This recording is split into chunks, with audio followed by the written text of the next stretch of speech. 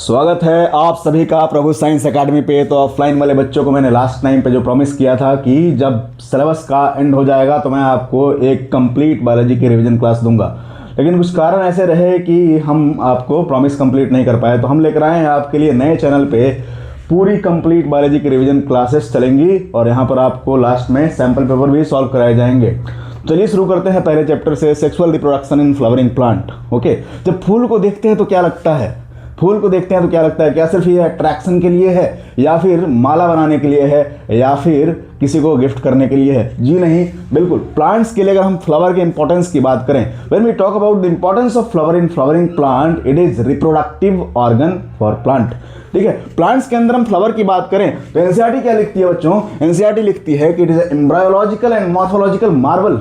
ठीक है, क्या लिखती है कि एम्ब्रायोलॉजिकल एंड मॉर्फोलॉजिकल मार्वल। इसके अलावा क्या लिखती है? It is site of sexual reproduction. ठीक है, it is site of sexual reproduction.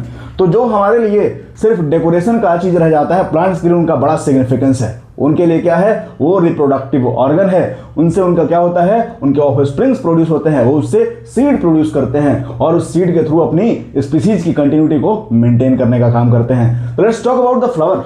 Flower के स्ट्रक्चर को जब हम देखते हैं तो अपने को क्या क्या दिखाई देता है? अपने को दो टाइप के वर्ण दिखाई देते हैं। ठीक है, अपने को दो टाइप के वर्ण दिखाई देते हैं जिनको हमने कैटेगराइज किया। क्या? एक होता है नॉन एसेंशियल वर्ण। ठीक है, नॉन एसेंशियल वर्ण। नॉन एसेंशियल वर्ण क्यों बोला गया? क्योंकि उनका रिप्रोडक्टिव प्रोसेसेस के अंदर कुछ खास इन्वॉल्वमेंट नहीं है, इसलिए उसको क्या बोलते हैं? नॉन एसेंशियल वर्ण। ठीक है, अच्छा फिर उसके बाद आता है हमारे पास एसेंशियल वर्ण। एसेंशियल वर्ण जिनका रिप्रोडक्टिव प्रोसेसेस के अंदर एक स्पेशल सिग्निफिकेंस है, उनको हम क्या बोलते हैं? एसेंशियल वर्ण। नॉन एसेंशियल वर्ण की बात करें तो इसमें हमारे पास दो वर्ण आते हैं। एक हो गया हमारे पास कैलिक्स, और कैलिक्स के अंदर में एक एक हरी हरी पंखुड़ियों जैसी स्ट्रक्चर दिखाई देती है, इसको हम बोलते हैं सेपल्स। ठीक है, वो सारे सेपल्स मिलकर के क्या बना देंगे? एक वर्ण बना देंगे सबसे बाहर से, और वो क्या करेंगी? वो कहलाएंगी कैलिक्स। कैलिक्स का क्या काम रहता है? Calyx basically protective role play करता है जब फूल कली स्टेज में है। कब है? फूल जब कली के स्टेज में है। ठीक है, फूल जब कली थी तो उस समय उसको प्रोटेक्शन प्रोवाइड करने का काम, चारों तरफ से कवर करने का काम कौन कर रहा था? कैलिक्स कर रहा था। ये कैलिक्स हरी हरी पंखुड़ियों से स्ट्रक्चर जो थे वो क्या कर रहे थे? फूल को चारों तरफ से कवर करके उसको प्रोटेक्शन प्रोवाइड करने का काम कर रहे थे। Let's talk about the next word, that is Corolla. जो रंग बिरंगी पंखुड़ियां दिखाई देती हैं, ठीक है, उनका क्या काम है सर? वो इंसेक्ट को अट्रैक्ट करने का काम करती हैं, इंसेक्ट को बुलाने का काम करती हैं फॉर पॉलिनेशन। अच्छा, फिर उसके बाद हमारे पास इनको हम पेटल्स भी कहते हैं। रंगीन पंखुड़ियों के एक एक यूनिट पेटल सारे मिल जाएंगे पेटल्स, तो क्या बन जाएगा? कोरोला बन जाएगा। ठीक है, कोरोला ये बाकी के इनर रिप्रोडक्टिव वर्ग को प्रोटेक्ट करने का काम करेगा, साथ में इंसेक्ट पॉलिनेटर्स को अट्रैक्ट करने का काम करेगा। ठीक है, अच्छा सर, जिनके अंदर इंसेक्ट के थ्रू पॉलिनेशन नहीं होता उनके अंदर क्या? उनके अंदर पंखुड़ियां उतनी अट्रैक्टिव नहीं होती हैं। Okay, let's talk about the essential world. When we talk about essential world वो वर्ल जो रिप्रोडक्टिव प्रोसेसेस में पार्टिसिपेट करेंगे, जैसे कि हम बात कर ले androecium. Androecium is male reproductive whorl. अच्छा, gynoecium female reproductive whorl. Androecium की अगर बात करें तो एंड्रोसियम के अंदर हमारे पास क्या है? स्टामेंस। क्या है? स्टामेंस। ओके, गाइनोसियम के अंदर बात करें तो उसके अंदर अपने को और क्या बोलते हैं? कार्पेल्स, पिस्टिल्स। ओके, ये फीमेल रिप्रोडक्टिव पोर्शंस हो गए। तो यहाँ पे फूल का एक सुंदर सा डायग्राम देख लेते हैं, और हमारे हिसाब से सुंदर है, मेरी ड्राइंग ऐसे ही है। तो आपको अगर इससे बेहतर ड्राइंग आती है तो आप बिल्कुल सुंदर सुंदर नोट्स बनाएं और बहुत बढ़िया से रिवीजन करें। तो चलिए देखते हैं यहाँ पे स्ट्रक्चर्स और लेबलिंग को ध्यान से देखते हैं और सीखते हैं कि फूल के अंदर में क्या क्या स्ट्रक्चर्स अपने को ध्यान रखने हैं। ओके, तो आप जैसा कि देखें, ये पेटल्स रंग बिरंगी पंखुड़ियाँ, साथ में हरी पंखुड़ियों का हमने बोल दिया कैलिक्स। उसके अलावा ये इनर वर्ल एंड्रोसियम, जिसके अंदर में आपको एंथर दिखाई रहा है, पिरामिड दिखाई दे रहा है, उसके अंदर में हम देख रहे हैं स्टिग्मा है। स्टिग्मा के नीचे हमारे पास सिलेंडर लाइक स्ट्रक्चर स्टाइल है, उसके नीचे बेसल में नीचे की तरफ फूला हुआ बल्ज्ड पोर्शन है, जिसको हम बोलते हैं ओवरी। ओवरी के अंदर में कुछ एक रंगीन स्ट्रक्चर दिखाई दे रहा है सर, इसको बोलते हैं ओव्यूल। ओके, ये फीमेल रिप्रोडक्टिव पोर्शन अंदर में हो गया, और इसके बाहर में एंड्रोसियम है, अपने को मेल रिप्रोडक्टिव स्ट्रक्चर्स दिखाई दे रहे हैं। उसके बाहर में रंग बिरंगी पंखुड़ियां दिखाई दे रही है, और उसके बाहर में सर कैलिक्स दिखाई दे रहा है, हरी हरी पंखुड़ियां जो बाहर से बड स्टेज में फूल को प्रोटेक्ट करने का काम करती हैं। ये सारे के सारे रिप्रोडक्टिव स्ट्रक्चर जहां रेस्ट कर रहे हैं, जहां पर टिके हुए हैं, उस बेस को क्या कहते हैं? उसको बोलते हैं रिसेप्टेकल्स। उसका एक और नाम है क्या? थैलेमस। रिसेप्टेकल्स और थैलेमस, ये ऐसा स्ट्रक्चर है जिसके ऊपर सारे के सारे फ्लोरल वर्ल रेस्ट करते हैं, मतलब टिके हुए होते हैं। ओके, और वो डंठल जिससे फूल टिका हुआ है, ठीक है, उसको कहते हैं पेडिसल। उसको क्या कहते हैं? Pedicel. Let's talk about the stamen. Stamen की डिटेल में बात करते हैं। स्टमन के अंदर में क्या क्या अपने को देखने मिलेगा। स्टमन के अंदर हम बात करें तो पहला स्ट्रक्चर जो अपने को देखने मिल रहा है दैट इज एंथर, ठीक है। एंथर अपने को दिखाई दे रहा है, और एंथर एक डंठल से जुड़ा हुआ है, एक थ्रेड लाइक स्ट्रक्चर से जुड़ा हुआ है, long slender stock like structure से जुड़ा हुआ है, जिसको हम कहते हैं बच्चों फिलामेंट कहते हैं। क्या कहते हैं? फिलामेंट। अच्छा, इस फिलामेंट के इस वाले हिस्से को, जिससे क्या जुड़ा हुआ है? एंथर जुड़ा हुआ है। फिलामेंट का ये दूर वाला हिस्सा है, इसको बोलते हैं, इसको डिस्टल एंड ऑफ फिलामेंट, जिससे एंथर जुड़ा हुआ होता है। एनसीईआरटी लिखती है कि anther is attached to the distal end of filament. अच्छा, फिर उसके बाद जो प्रॉक्सिमल एंड पास वाला हिस्सा जो है फिलामेंट का, कौन सा हिस्सा? पास वाला हिस्सा, वो किससे जुड़ा हुआ है? वो थैलेमस से जुड़ा हुआ है। आप देखेंगे कि जब हमारे पास एंथर का ये जो स्ट्रक्चर है, बाहर से अपने को यहाँ पे क्या दिखाई दे रहा है? 2 लोब दिखाई दे रहा है। 1 2, कितने लोब? 2 लोब दिखाई दे रहे हैं। अच्छा, जब इसको हम कट लगाएंगे, ठीक है, ट्रांसवर्स कट, ये क्या होता है? ट्रांसवर्स कट और लॉन्गिट्यूडनल कट, दोनों में डिफरेंस क्या है सर? ट्रांसवर्स कट जब हम क्या करें? ऐसे कट लगाए ना। लॉन्गिट्यूडनल मतलब कि लेंथ वाइज जब कट लगाएंगे तो क्या हो जाएगा? वो लॉन्गिट्यूडनल कट, ठीक है। अच्छा, जब ऐसे कट लगाएंगे वो क्या हो जाएगा? ट्रांसवर्स कट, ठीक है। तो जब हम ट्रांसवर्स कट लगाते हैं, ट्रांसवर्स कट लगाते हैं और जब इस स्ट्रक्चर को देखते हैं तो अपने को एंथर के चारों तरफ 4 कॉर्नर्स नजर आते हैं, तो एंथर को बोलते हैं कि ये टेट्रागोनल स्ट्रक्चर है। 4 कॉर्नर्स नजर आ रहे हैं, तो कैसा स्ट्रक्चर है? टेट्रागोनल स्ट्रक्चर है। ओके, टेट्रागोनल स्ट्रक्चर है। अच्छा सर, टेट्रागोनल स्ट्रक्चर है, 2 लोब थे, यहाँ पे तो 4 कोना दिखाई दे रहा है। एक लोब के अंदर में 2 थीका होते हैं, जिसको हम बोलते हैं डाइथिकस कंडीशन। तो लोब्स कैसे होते हैं? डाइथिकस होते हैं, ठीक है। लोब्स कैसे होते हैं? डाइथिकस होते हैं। कितने लोब होते हैं टोटल? 2 लोब होते हैं। टोटल थीका की संख्या कितनी हो जाएगी? 4 हो जाएगी। एक लोब के अंदर में कितने थीका? 2 थीका। तो एक एंथर में कितने थीका हो जाएंगे? 4 थीका हो जाएंगे। ओके, आपके एनसीईआरटी के अंदर में प्री रिप्रोडक्टिव स्ट्रक्चर से कैसे क्वेश्चंस आएंगे, ठीक है। लेयर्स का नाम पूछ लेगा कि बता दो एंथर के अंदर जो लेयर्स हैं, ठीक है, वो लेयर का नाम बता दो। तो सबसे बाहर में एपी, ऊपर में क्या रहेगा? डर्मिस की सतह रहेगी। एपी डर्मिस कहते हैं। क्या कहते हैं? सबसे बाहर वाली सरफेस को एपी डर्मिस कहते हैं। उसके जैसे ही अंदर गए एक और लेयर दिखाई दिया, जिसको कहते हैं एंडोथेसियम। क्या कहते हैं? एंडोथेसियम। उसके बाद जो हमारे पास लेयर आएंगी वो क्या कहलाएंगी? Middle layers. क्या कहलाएंगी? मिडिल लेयर्स कहलाएंगी। ओके, उसके बाद अंदर की तरफ गए, अपने को एक और लेयर दिखाई दिया, इसको बोलते हैं हम टपेटम। ओके, टपेटम या टेप्टम, आप जो पढ़ते हो। ओके, तो ये टपेटम है हमारे पास। ये 4 लेयर्स हैं। आपसे पूछेगा कि बताओ what is the sequence of layers, ठीक है, तो क्या बताओगे? From outside to inside. Outside to inside क्या हो जाएगा? पहले बाहर में क्या आया था? एपिडर्मिस। एपिडर्मिस के बाद एंडोथेसियम। एंडोथेसियम के अंदर में मिडिल लेयर्स। मिडिल लेयर के अंदर में टपेटम। और पूछेगा कि from inside to outside, master ने पढ़ाया आउटसाइड टू इनसाइड, पूछ लिया क्या? Inside to outside. तो इनसाइड टू आउटसाइड जब पूछा जाए तो क्या लिखोगे आप? टपेटम। फिर उसके बाद मिडिल लेयर, मिडिल लेयर के बाद एंडोथेसियम, और एंडोथेसियम के बाहर में एपिडर्मिस। ओके, तो ये हमारे पास 4 लेयर्स थे एंथर के चारों तरफ से लगे हुए। और हमारे पास जब इसके अंदर में जाएं, टपेटम के अंदर में जाएं, टपेटम के अंदर में भी है क्या कुछ है? यहाँ पे हमारे पास एक टिश्यू का मास दिखाई देगा। इसको बोलते हैं स्टूडेंट्स, क्या बोलते हैं इसको? स्पोरोजीनस टिश्यू बोलते हैं। क्या बोलते हैं? Sporogenous tissue.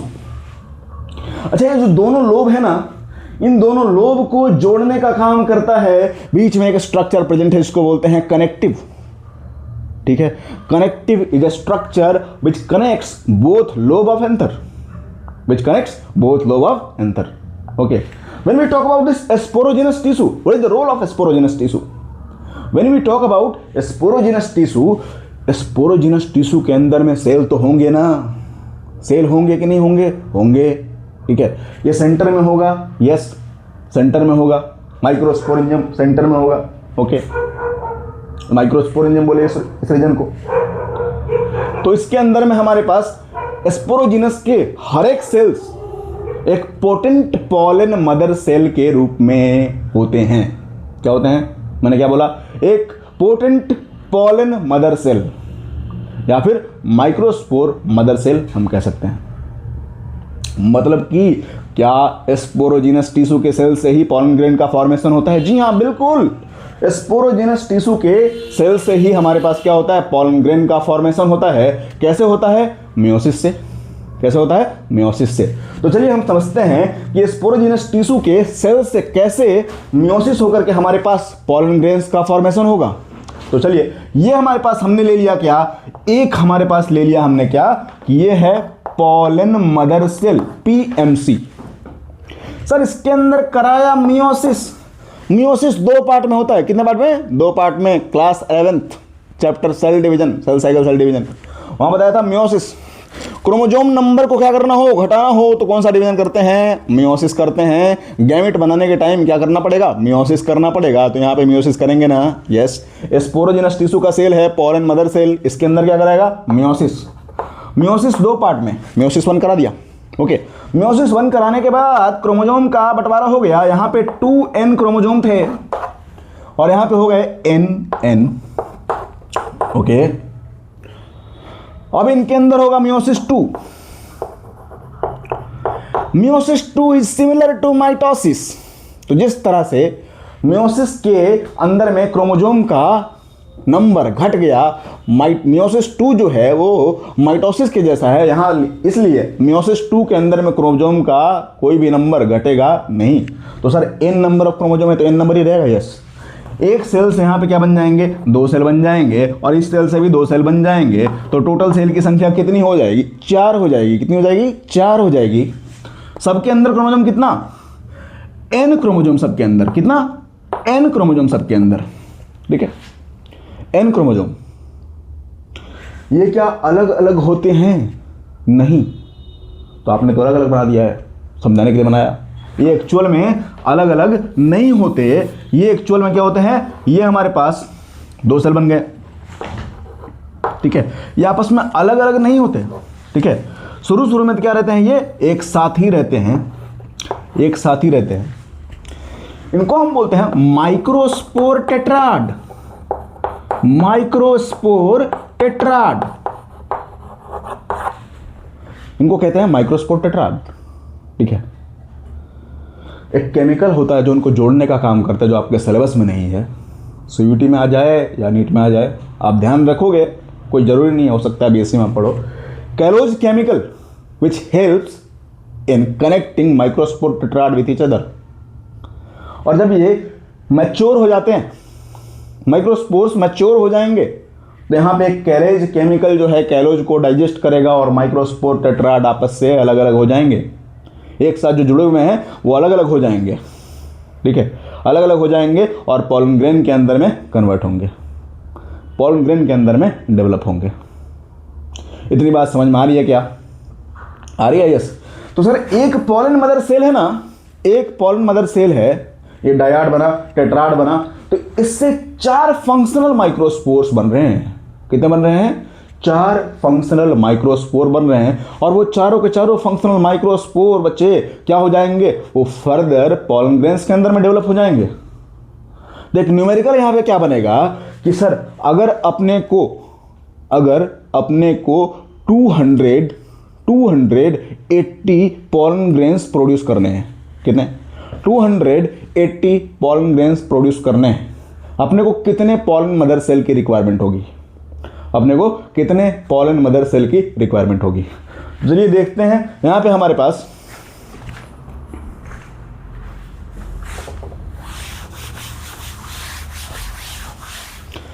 यहां पे क्वेश्चन पूछा गया। क्या क्वेश्चन है कि to produce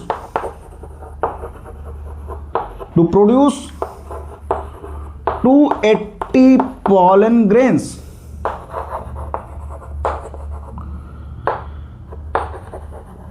how many PMC मतलब कि pollen mother cells are required question समझ पा रहे हैं क्या आप? क्वेश्चन समझ पा रहे हैं? कितने पॉलन मदर सेल की रिक्वायरमेंट होगी 280 पॉलन ग्रेन्स प्रोड्यूस करने के लिए? ठीक है सर, एक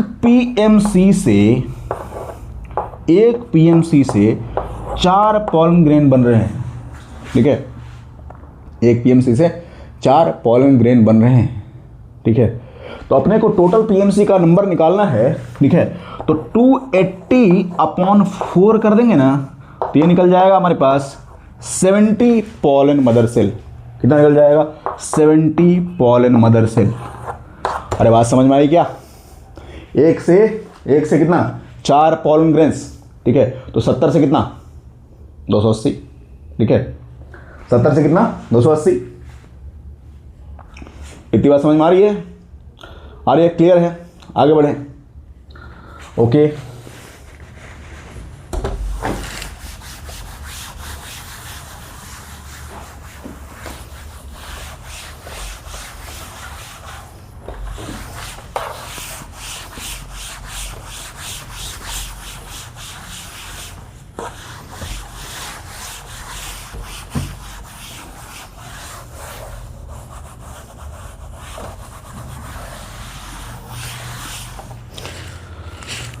तो अब चलते हैं कि सर माइक्रोस्पोर टेट्राइड्स जब अलग हो जाएंगे, ठीक है, एंथर जब मैच्योर हो जाएगा, ठीक है, एंथर जब मैच्योर हो जाएगा, एंथर से जब पानी सब इवेपोरेट हो जाएगा, डिहाइड्रेट हो जाएगा एंथर, तब उसकी हो जाएगी डेहिसेंस। क्या हो जाएगी उसकी हो जाएगी डेहिसेंस। डेहिसेंस क्या होता है? अच्छा, एंथर जब मैच्योर हो जाएगा ना, एंथर जब मैच्योर हो जाएगा तो एंथर का जो एंडोथेसियम है उसको रप्चर करने में मदद करेगा। क्या करेगा? रप्चर करने में मदद करेगा, और सारे के सारे जो गैमेटोफाइट हैं, पॉलन ग्रेन्स, वो बाहर रिलीज हो जाएंगे, माइक्रोस्पोर्स रिलीज हो जाएंगे। इतनी बात समझ में आ रही है क्या? इसको बोलते हैं डेहिसेंस ऑफ एंथर। कब होता है? जब एंथर मैच्योर हो जाता है, एंथर जब डिहाइड्रेट हो जाता है, सारे माइक्रोस्पोर टेट्राइड्स अलग अलग हो जाते हैं, अलग अलग सेपरेट पॉलन ग्रेन्स बन जाते हैं, उस समय क्या हो जाएगा? वो रप्चर कर जाएगा और वो रिलीज हो जाएंगे मेल गैमेटोफाइट। तो बेसिकली पॉलन ग्रेन है क्या है लाला? पॉलन ग्रेन क्या है? आखिर ये है क्या? Pollen grain represent male gametophyte. Male gametophyte को रिप्रेजेंट करता है कौन? Pollen grain. ठीक है, इसकी डायमीटर जो है 20 से 25 माइक्रोमीटर के आसपास होती है। 1 माइक्रोमीटर में 10⁻⁶ मीटर, 1 माइक्रोमीटर में 10⁻�6 मीटर।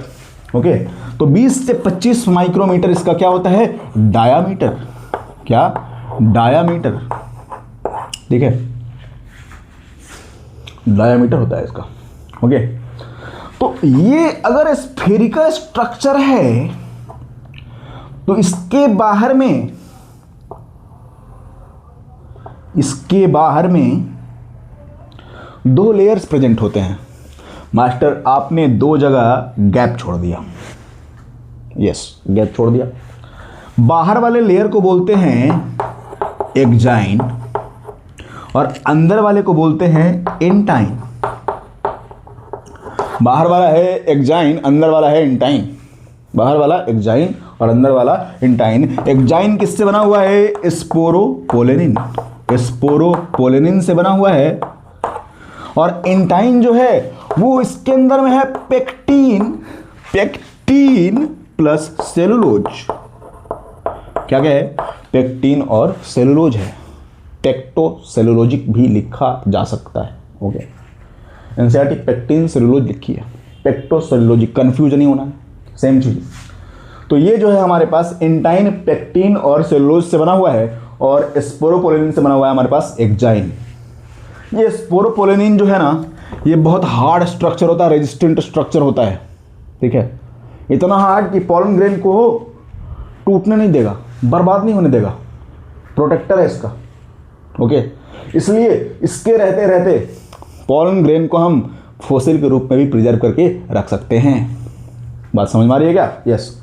अब हमारे पास जो 2 गैप दिखाई दे रहे हैं, इसको बोलते हैं, ये 2 छेद क्यों छोड़ा गया है? इसको बोलते हैं जर्म पोर। क्या बोलते हैं इसको? जर्म पोर कहते हैं। ये जो पोर दिखाई दे रहा है इसको कहते हैं जर्म पोर। कौन सा पोर? जर्म पोर। ओके, इंटाइन है, ठीक है। अच्छा, एक पोलन ग्रेन के अंदर में अपने को 2 सेल होते हैं। कितने सेल होते हैं? 2 सेल। तो पहले वाले को बोलते हैं वेजिटेटिव सेल। क्या बोलते हैं? Vegetative cell. और दूसरा वाला है जेनरेटिव सेल, ठीक है। ये वाला है वेजिटेटिव सेल,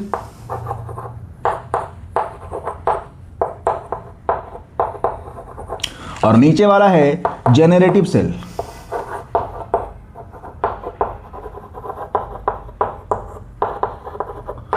ऊपर वाला वेजिटेटिव सेल, नीचे वाला जेनरेटिव सेल। आपने एक सेल को बड़ा बनाया है क्योंकि वो बड़ा होता है, ठीक है। वेजिटेटिव सेल बड़े साइज का होता है, उसके अंदर में फूड रिजर्व प्रेजेंट होता है, उसके अंदर में इर्रेगुलर शेप का न्यूक्लियस भी होता है, ठीक है। अच्छा, जेनरेटिव सेल को छोटा बनाया है क्योंकि वो छोटा होता है, उसके अंदर में डेंस साइटोप्लाज्म देखने मिलता है, ठीक है। स्पिंडल शेप का जेनरेटिव सेल होता है। इतनी बात समझ में आ रही है क्या? आ रही है, यस आ रही है, ओके। यही जेनरेटिव सेल फर्दर डिवाइड करके 2 मेल गैमेट बनाता है। कैसा? माइटोसिस होता है। जेनरेटिव सेल के अंदर में माइटोसिस होगा। माइटोसिस क्यों सर? गैमेट बनाने के लिए तो मियोसिस करते हैं ना। अरे क्रोमोसोम का नंबर पहले से घट गया है, क्रोमोसोम का नंबर पहले से घट गया, आप क्रोमोसोम नंबर घटाने की जरूरत नहीं है। इसलिए इसके अंदर में क्या कराएंगे? माइटोसिस करवाएंगे, और यहाँ पे हमारे पास बन जाएंगे 2 मेल गैमेट। कितने? 2 मेल गैमेट्स का फॉर्मेशन हो जाएगा, okay. n number of chromosome होंगे, 2 मेल गैमेट का फॉर्मेशन हो जाएगा। इतनी बात समझ में आ रही है क्या? आ रही है ना? यस। तो अब देखो, ये हमारे पास पेक्टोसेलुलोजिक जो इंटाइन है, ठीक है, इसके अंदर से ही पोलन ट्यूब बनता है, ठीक है। बेसिकली इसका जो एक्सट्रूजन है ये प्रोट्रूड आउट करता है कहाँ से? जर्मपोर से, ठीक है। जब पोलन ट्यूब बनाना होगा ना, जब ये पोलन ग्रेन उड़ता उड़ता जाएगा कहाँ पे? स्टिग्मा के ऊपर में, ठीक है। स्टिग्मा से बातें करेगा। कैसे? पोलन पिस्टिल इंटरैक्शन होता है ना, ठीक है। जर्मिनेट करने दोगी क्या? यस। तो ये जो है हमारे पास बच्चे क्या करेगा ये, कि ये जर्मिनेशन के लिए जब परमिशन मांगेगा, केमिकल इंटरैक्शन होगा, ओके। केमिकल इंटरैक्शन होगा तो ये जब स्टिग्मा अलाउ करेगी, after identifying right type of pollen grain, किसी को भी आना अलाउ नहीं है। गुलाब के ऊपर में गेंदे के फूल का पोलन ग्रेन जर्मिनेट नहीं कर सकता है। बात समझ में आ रही है क्या? यस। तो ये जब राइट टाइप का पोलन ग्रेन आइडेंटिफाई हो जाएगा तो पोलन ग्रेन का होगा जर्मिनेशन। क्या होगा? जर्मिनेशन। और जर्मिनेशन के बाद में जब पोलन ट्यूब निकालना होगा तो इसी जर्म पोर से पोलन ट्यूब का निकलना शुरू होगा, ठीक है। और ये इंटाइन इस तरह से कुछ पोलन ट्यूब का फॉर्मेशन करेगी, ठीक है। खैर, पोलन पिस्टिल इंटरेक्शन में पोलन जर्मिनेशन के टाइम में बताऊंगा। यहाँ पे बस बताने के लिए मैं जर्म पोर का फंक्शन बताने के लिए मैं बता रहा था, इसको मिटा देता हूँ।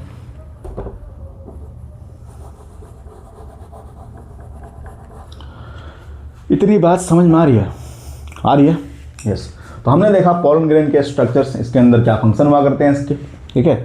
अब हम समझेंगे। अच्छा, एक चीज़ और इसके अंदर में क्या रह गई कि मोस्टली एंजियोस्पर्म के अंदर अराउंड 60% के अंदर में 2 सेल्ड स्टेज में पोलन की सेटिंग हो जाती है। इसका मीनिंग क्या है? मतलब कि वेजिटेटिव जेनरेटिव सेल होते हैं ना, 2 सेल स्टेज, उसी समय पोलन ग्रेन की सेटिंग हो जाती है, ठीक है। और कुछ के अंदर में, बाकी के अंदर क्या होता है तो 3 सेल्ड स्टेज में।